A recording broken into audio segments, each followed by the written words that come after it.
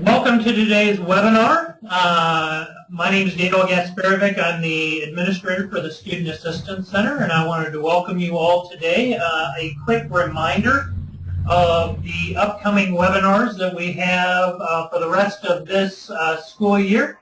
On May 13th, Don Mitkus will be joining us and talking about post-traumatic stress disorder and grief in the K-8 setting. And then on May 27th, you'll get the joy of listening to me as I talk about resource mapping for interventions. And today's webinar is on designing interventions. It is one of our most popular mini trainings that we do in schools, 1-hour mini trainings. And our presenter today is Patricia Berry, former director of the Student Assistance Center and current consultant for the Student Assistance Center here at Prevention First. If you have any questions during the webinar, you can type those either in the questions or chat box in your bar here on the right-hand side of your screen, and I will ask those questions. You'll be in listen-only mode until the end of the webinar, when we'll have an opportunity to do some questions and answers, and I'll open everyone's mic so we can do that. Without further ado, I'm going to turn it over to Patricia Berry. And Pat, the webinar is coming to you now. Okay, thank you very much, Dale. Let me just get us going here. Okay, what we're talking about today is designing interventions for the student problems that we encounter through our student assistance work.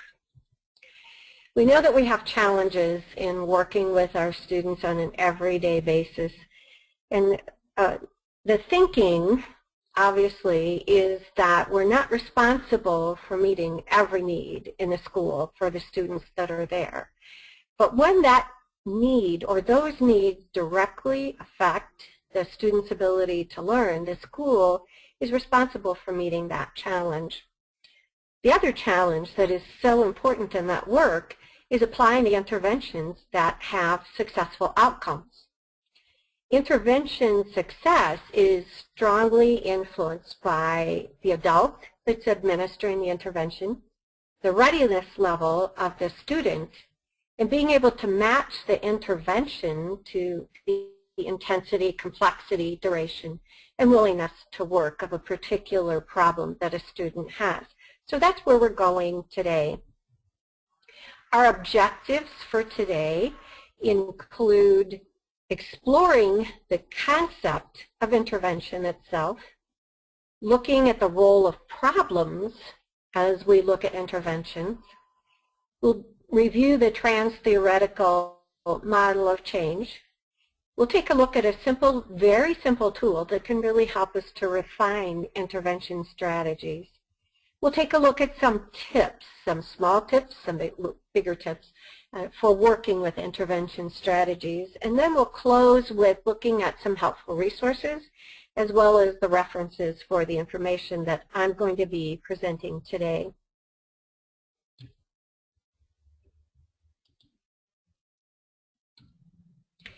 First of all, let's talk about the concept of intervention.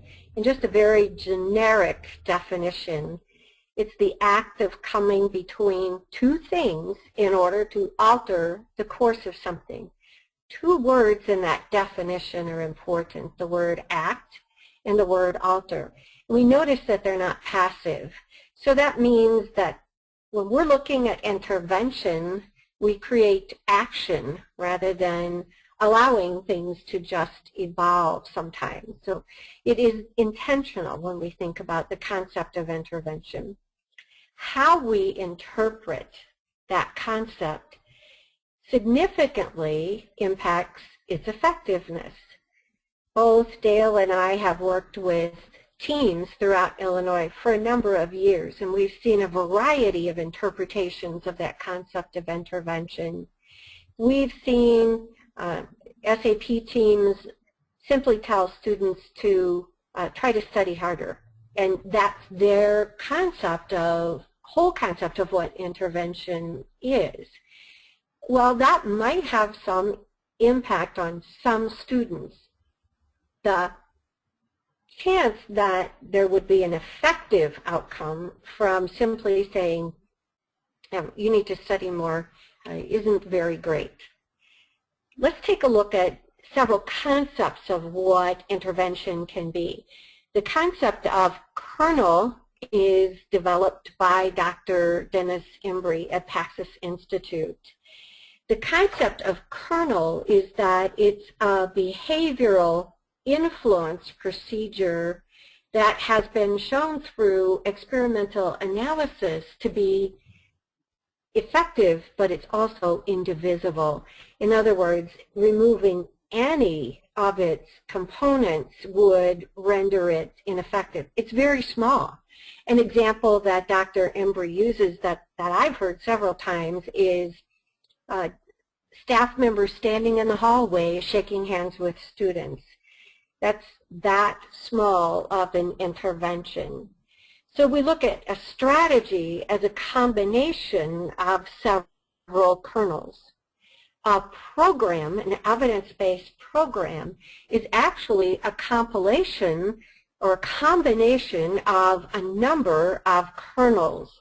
And you can remove several kernels and still have effectiveness in some programs. Overall, most programs aren't replicated at the same level of intensity that the study actually finds. So we're unsure about levels of effectiveness when we change some of the kernels. Student assistance is an evidence-based program, and it is a compilation of a number of kernels, in other words, best practice standards that have been validated through evidential analysis. It's also crucial for the success of an intervention to be able to have an intervention continuum in terms of applying it to the intensity of a problem, etc. We'll talk more about that in just a couple of minutes. Let's take a quick look at the role of problems in looking at interventions. One important aspect about problems is that they're typically not static. Problems get worse, they get a little bit better. They get worse, they get a little bit better. And this is true with most of us, with most of the problems that we have. When we're looking at interventions with students, what we're looking at, in a sense, is a moving target. So we keep in mind that problems do get worse. Even though we apply interventions, things might get worse, simply because problems are in flux rather than being static. It doesn't mean that we have to remove the intervention and start with something else. It means realizing that, yes, things get worse and things get better, and we can give this intervention a little more time. Pat, that's a really great point. That's a really great point, Pat. One of the things that I think about is when we identify a problem, oftentimes we become much more aware of that problem, and so we notice it more. And so when we identify a problem with the student, the rest of the staff might notice it more, and so it may look like it's getting worse, especially initially, before it gets better. Right, Dale, thank you. And we've heard this statement over and over and over again throughout the years that I've worked with student assistance teams is, well, we can't fix the student's family. That's true, and most of the students, or many of the students that we work with through student assistance have some chaotic family situations going on. What's important is that we don't always need to directly attack the problem in order to make the situation better. We'll talk about a few strategies later on that relate directly to that. One aspect in looking at interventions is to ask the question, who or what is doing what to whom? And how does this constitute a problem? What I would like for you to do as we talk about this and other aspects through this webinar is to identify a student with which you are currently working.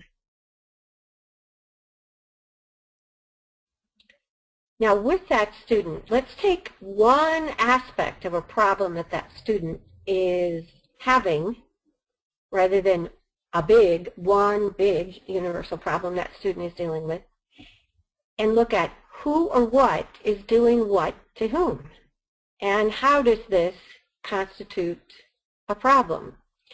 So in my example, I'm going to talk about Melissa, who is a high school sophomore, who has had a long pattern of cheating on tests and homework assignments and classroom assignments as well. What Melissa is doing is to herself. So in this case, the who and the whom are the same. How does this constitute a problem? Well, she's doing okay as far as grades, so that's not the problem. But the problem for her is that it is compromising her character and compromising her integrity.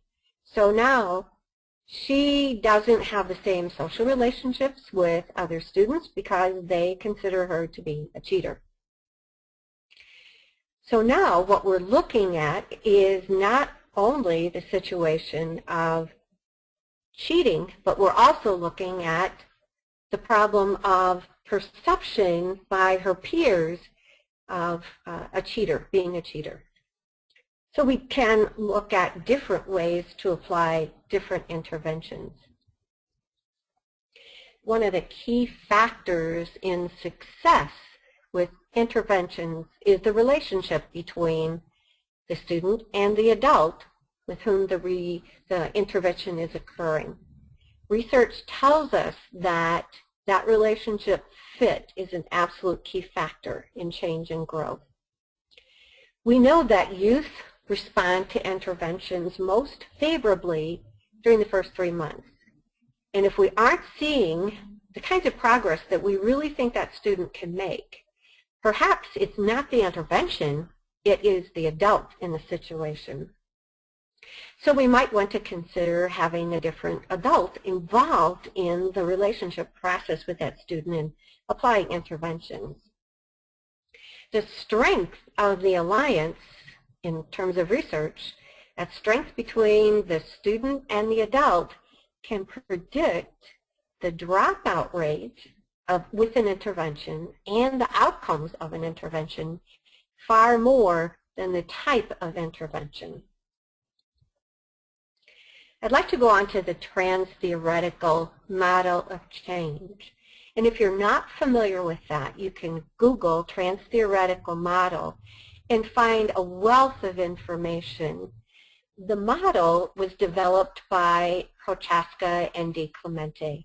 It involves the stages of change. It also involves the 10 processes of change. And that information can be really, really helpful. What I would encourage you to do is to take a deeper look at it.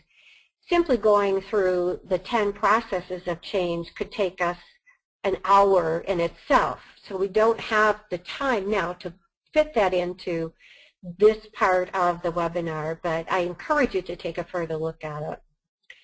What this model tells us is that change happens over time, not just now one.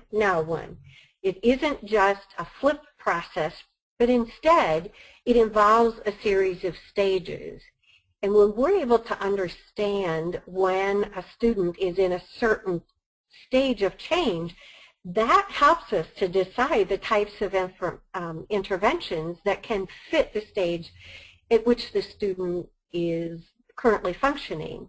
And then that intervention has a better chance of having successful outcomes because it's appropriate for where that student is. So let's take a look at those stages. The first is pre-contemplation, the second contemplation, the third preparation, the fourth action, the fifth maintenance. And you'll notice that it's cyclical.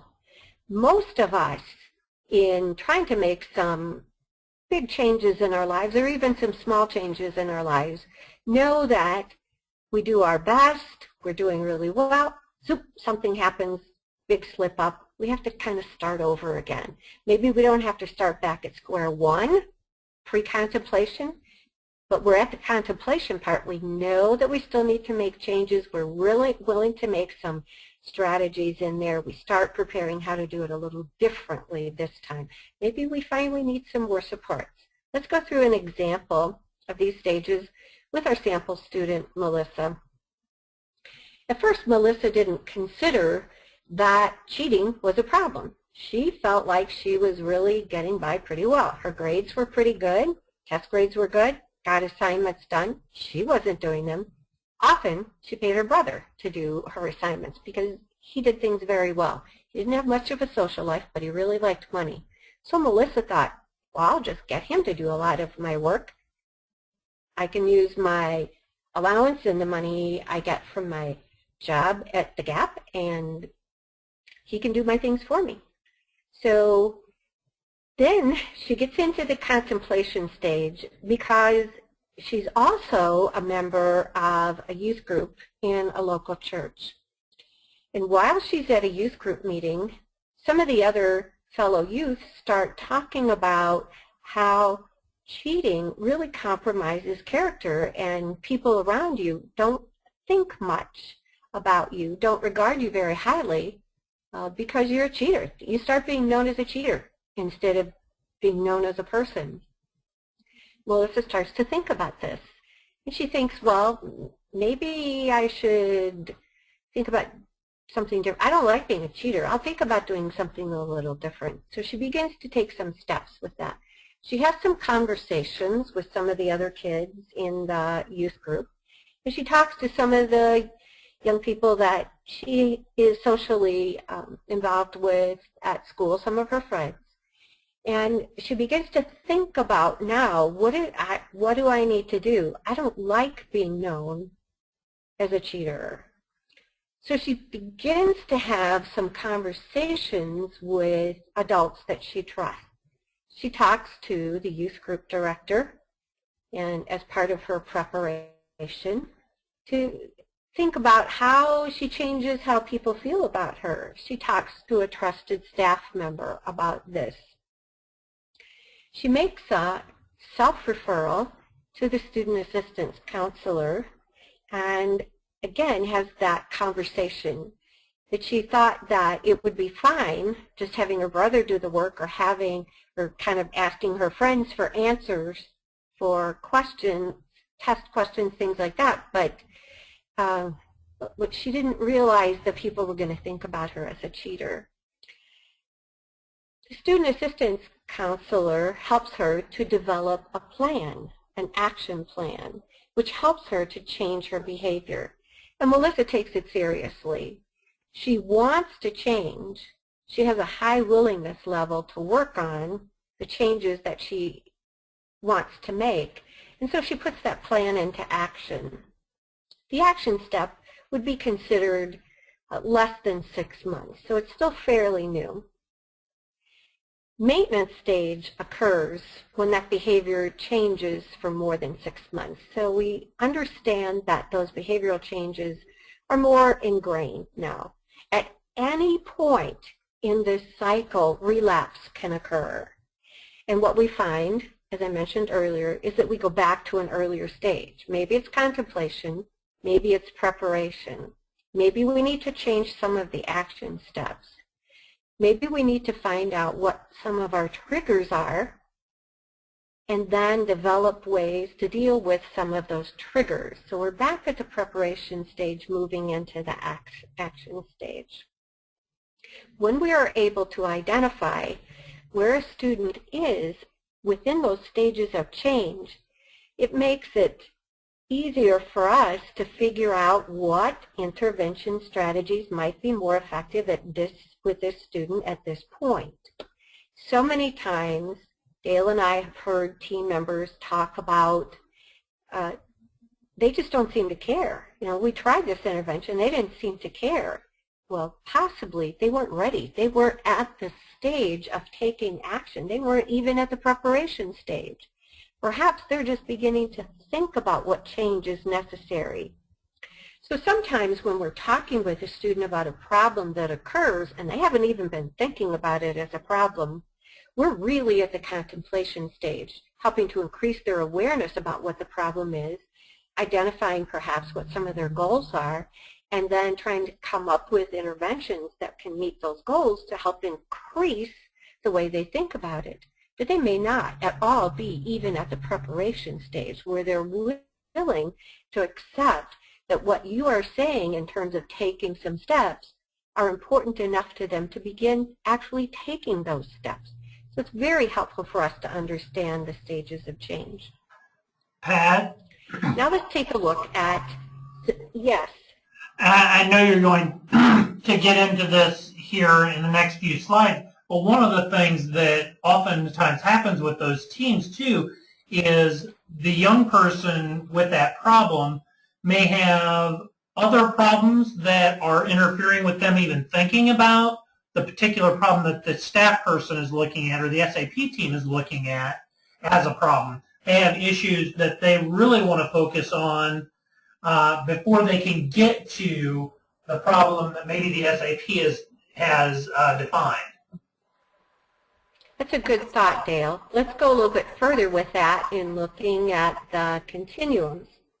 We're going to look at continuums in a very simple tool that deal with the intensity, complexity, duration, and willingness of a student to work toward the interventions that we hope to be implemented.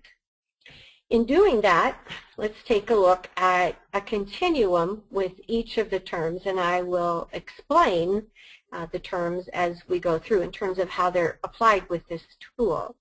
Intensity refers to how often the problem occurs, and when it does, how significantly does it impact that student's ability to function at that time. So in my example, my sample student is Jeff, who has developed school anxiety problems.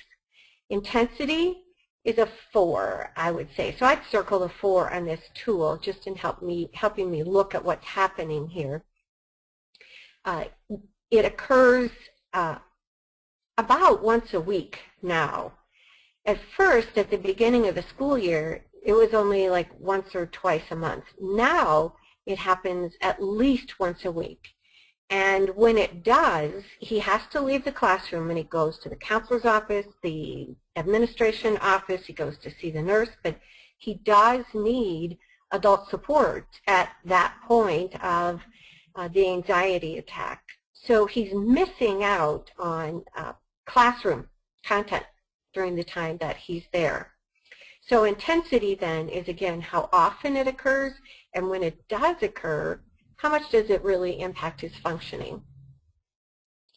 In terms of complexity, how much does this issue or this problem affect other areas of the student's life?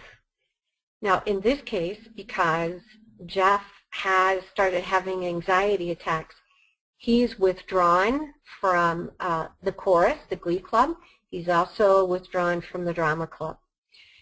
So when he does come to school, which is typically every day until the last month where he started to miss more, a few more days, during that time he comes to school, he is in class, and then he goes right home. So he's not extending himself into any social functioning with the school now.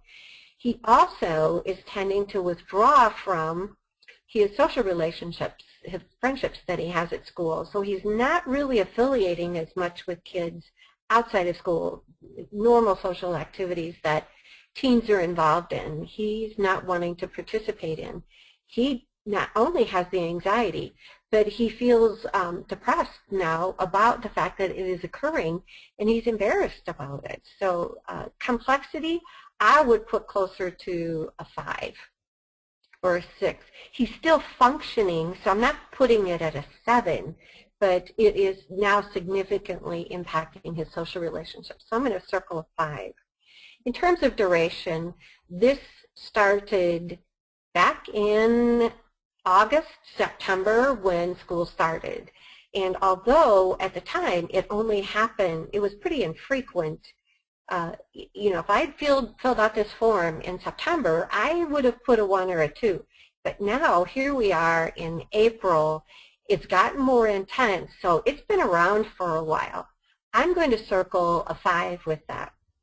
Now, I know that Jeff is willing to work with me. We have a pretty good relationship, and he definitely would like to get some help for this. What impacts that is the fact that he is missing school more often this month than he has in the past.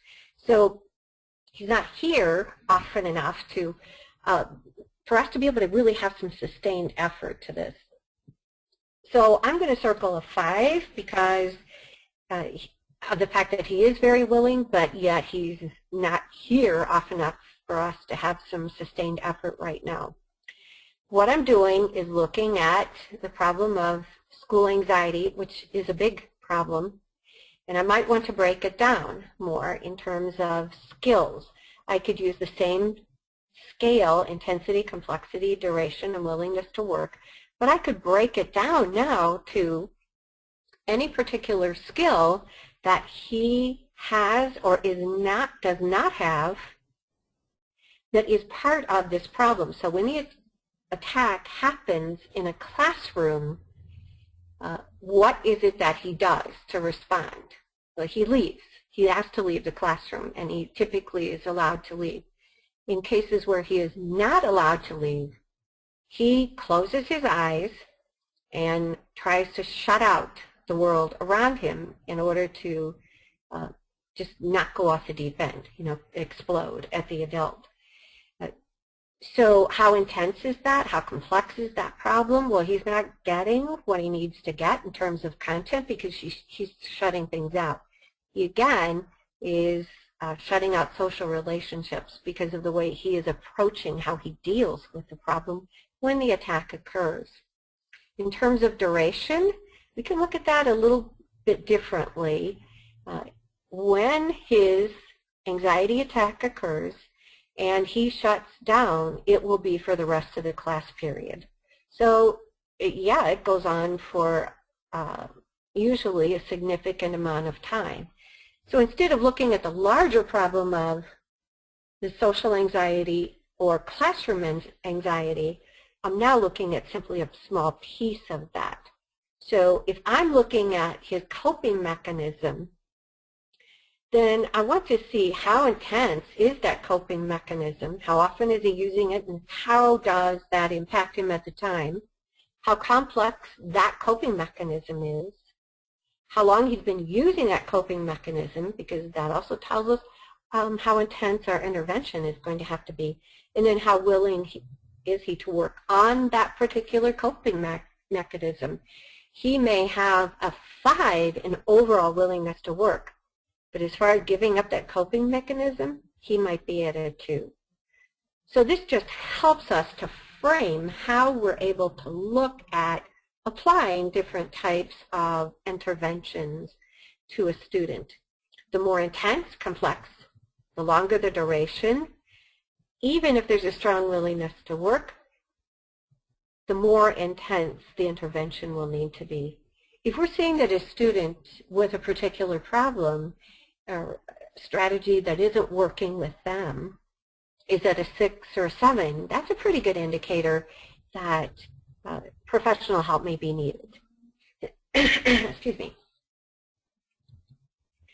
Let's go on to a series of intervention tips. Our goal is to identify and promote resilience in the student.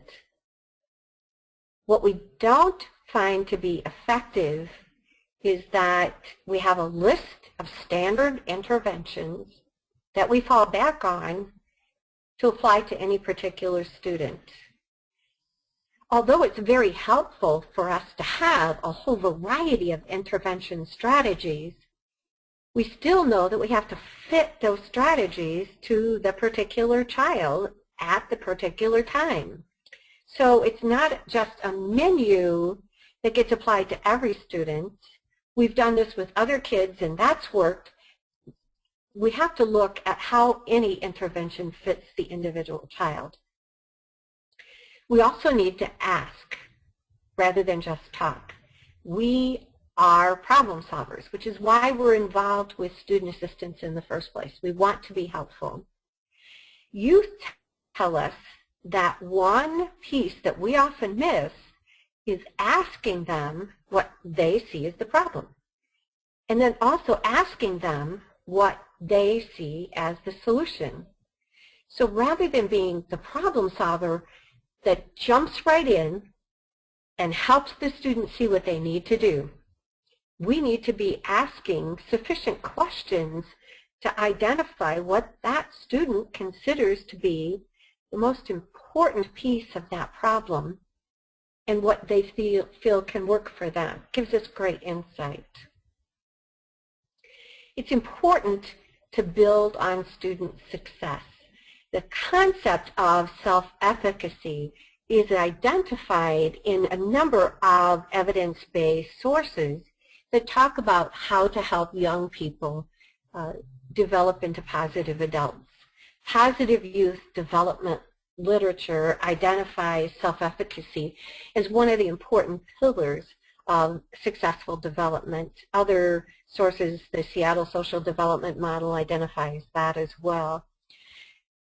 What that means basically is helping a student develop their concept about being capable of doing something, being capable young people to achieve the goals that they have, whether it's a small goal or a big goal.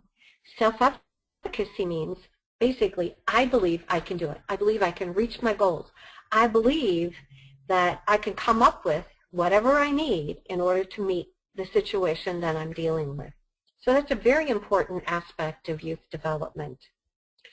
It is easier to increase the existing successes with students than it is to eliminate a problem, and we all know that. So part of that self-efficacy is helping students build on their existing successes. In order to do that, we often have to help them notice when a problem isn't occurring and how they were able to make it happen. Looking at what is different for them or what is better for them, and then helping them see how they have been able to make that happen. That's building that self-efficacy piece. It's a confidence factor. We're helping them develop the confidence they need to approach and manage whatever is happening within their lives. Some of the students that we have worked with throughout student assistance, some of the teams that we've helped, have worked with students that have problems that many of us would consider absolutely insurmountable as adults. And yet we're looking at children and young people having to deal with some of those issues that we find so insurmountable. So helping them to not feel helpless is such a huge part of helping them to develop as successful adults. In doing that, we want to look at keeping intervention strategies small so that the student can see success. Again, that's part of that self-efficacy piece. When students see that they can be successful, then they build on that. We want to build on positive skills. So whatever positive skills that we are seeing students use, we want to call those out. We want them to help them see what skills they are using in order to help use those skills in other situations. We need to think about intervention steps as small and building on each other, that we keep the steps small. We also want to, as much as possible, avoid asking students to make complex choices. For one reason, we know that the adolescent brain doesn't completely develop until about the age of 25. And the frontal lobe, which is responsible for making complex choices, typically has not evolved significantly at the point that they are in school. That's one of the last functions to most significantly develop, and by the way, is also one of the areas most significantly impacted by substance use. So we often find that there are delays in prefrontal lobe and frontal lobe development.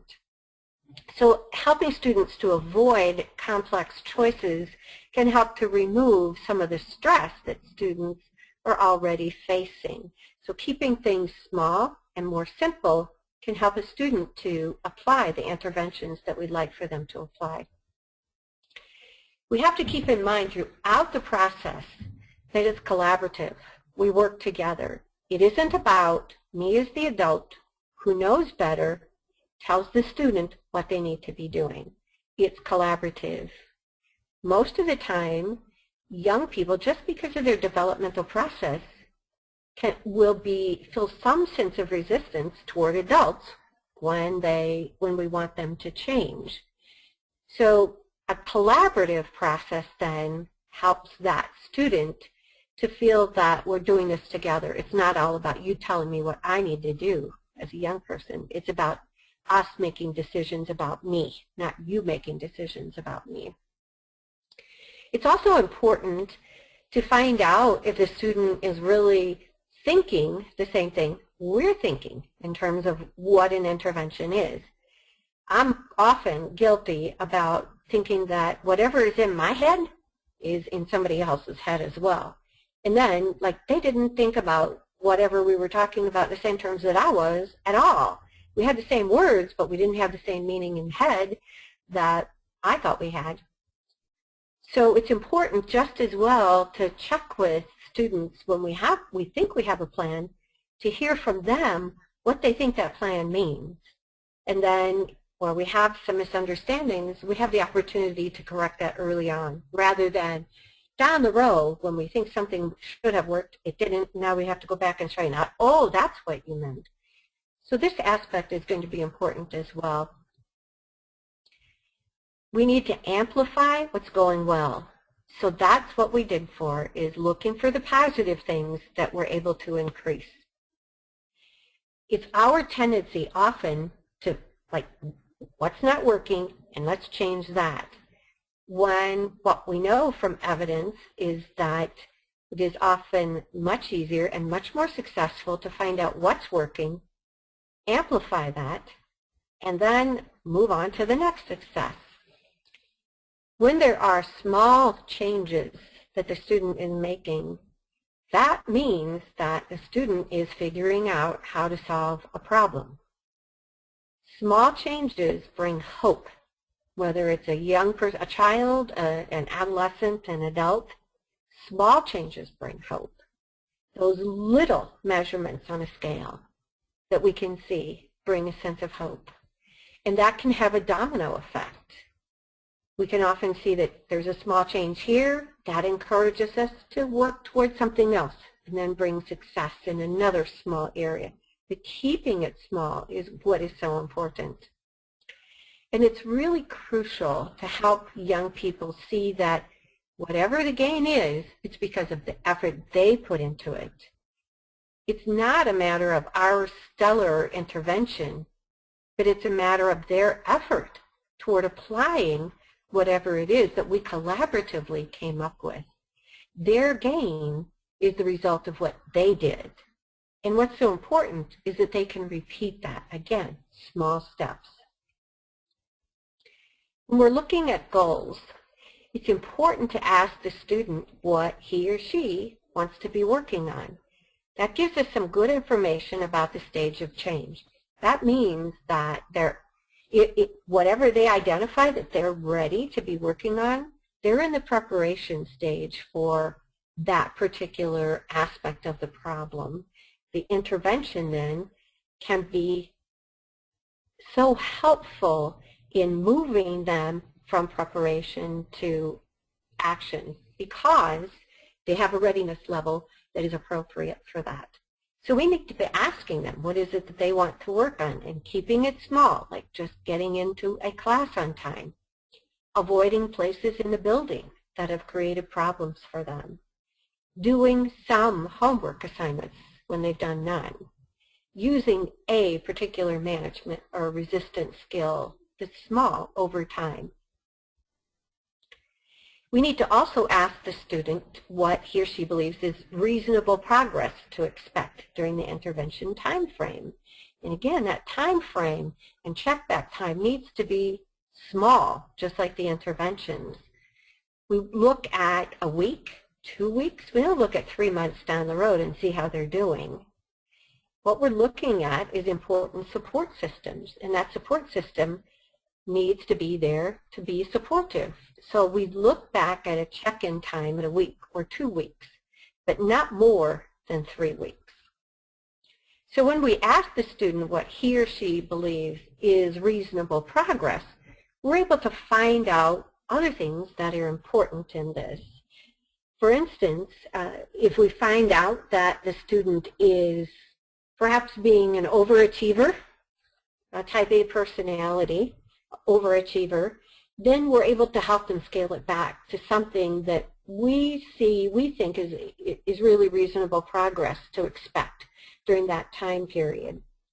We want to know, is the student setting himself up for failure because the expectations are way too high for what is reasonable during that time period. So we're going to help them with realistic goals for whatever time frame that we've set. Sometimes when a student is in that preparation stage, just moving into the action stage, the young person is enthusiastic.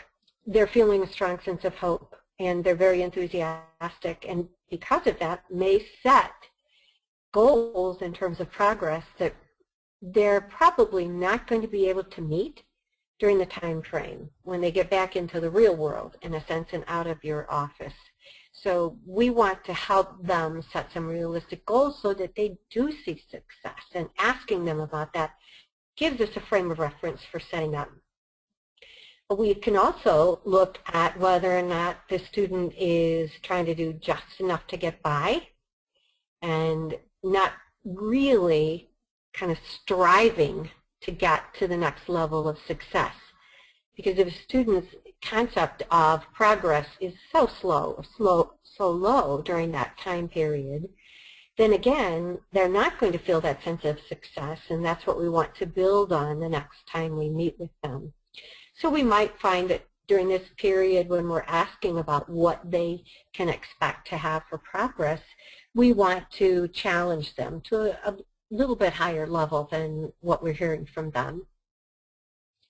We can also ask the student when he or she wants to come back to check with us.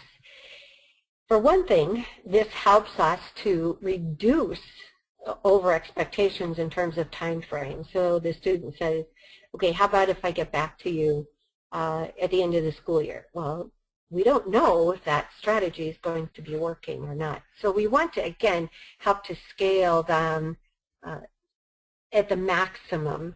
Often students might say, well, I'd like to check in with you every day. Okay, we could do that for X number of days, and then we'll see how it goes. What that student may be expressing is some anxiety about implementing the intervention, and they just need a quick check back with you every day for a couple of days, 3 days. So, okay, that's reasonable, but what we're doing and asking when they want to check back with us is really getting a sense of what they feel is their need in terms of support. Let's talk about very quickly a simple intervention strategy that would not be applied on its own. It's applied with another strategy. And it's called GPS, just because it is a mapping process. The student will choose one skill on which to work prior to your next meeting. It should be something that's fairly easy to begin and achieve progress within 1 or 2 weeks. The key for GPS is to map out how the student gets from where they are to where they want to be. So the goal of where they want to be within a week or 2 is the end point of the map, in a sense. And the physical process of drawing on a piece of paper how they get from where they are to the point of where they want to be helps to break down in smaller steps what types of some skills they need to be using in order to get to that point on the map. One of the things that I like about this strategy is that it helps students to figure out where they get lost in getting from where they are to where they want to be. Simply drawing it out and then identifying, okay, this is where I kept trying, but I just couldn't get beyond this. It opens up greater conversation in the next time that you're meeting with a student. Let's take a look at some of the resources that I found that were just really helpful. The first is from Massachusetts General Hospital. So I'll give you a second just to write down the website.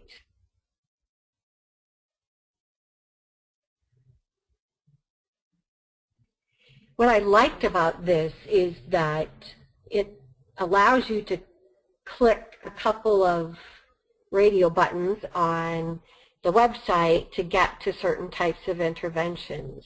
Now they ask you on the site to identify mental health issues, and you may feel like, okay, this student doesn't have a mental health issue, but what's really helpful is just being able to get to these particular interventions and identify things that can be very helpful, such as transitions, breaking transitions down into small pieces.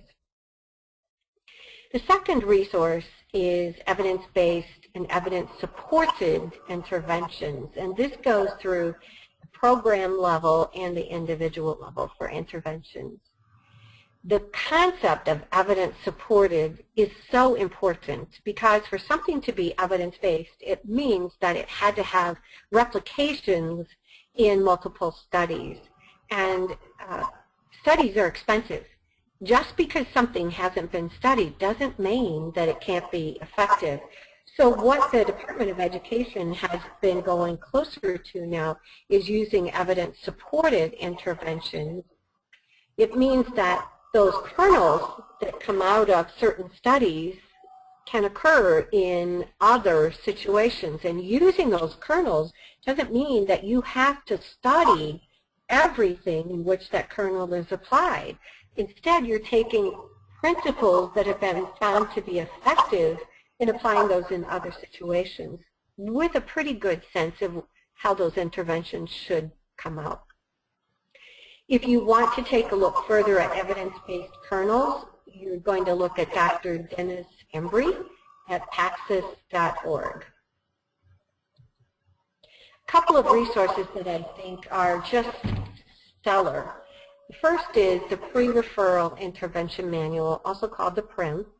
It's available through Hawthorne Educational Press, and it's available on Amazon. I'd say go for the 4th edition, because it's certainly the most updated. It is so helpful because it identifies situations that are occurring, and it gives you a page number with a list of many different types of interventions available for what that particular problem is. Knowing that we want to match an individual student to appropriate interventions, having a wide variety of interventions that deal with particular problems allows us to select an intervention that can be more appropriate for a particular student's intensity, complexity, duration, their willingness to work, as well as their stage of change. I think the book is about $70 and it's worth every cent. The other is a book from which I've drawn much of the information that I've used in today's webinar. It's Brief Intervention for School Problems, Outcomes-Informed Strategies.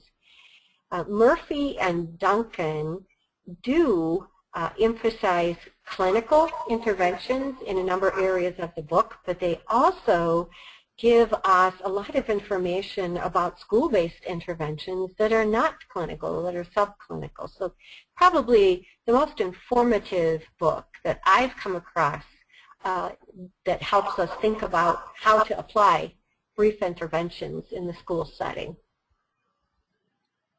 That's it for me today, Dale. All right. Thank you very much. Back over to you. And I will ask for any questions from those in attendance right now.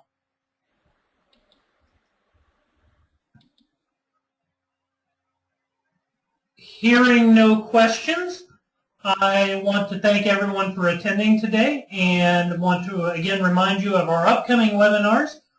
You can always register for those at our website at www.prevention.org. This webinar will be archived on our website in the resources section. So when you go to the Prevention First main page at prevention.org, click on resources and go down to Student Assistance Center resources, and you'll find the archived webinars of all of our current and past webinars there at that location. Thank you very much, Pat, and thank you all for attending today. My pleasure, Dale. Everybody have a good day. Goodbye. Bye.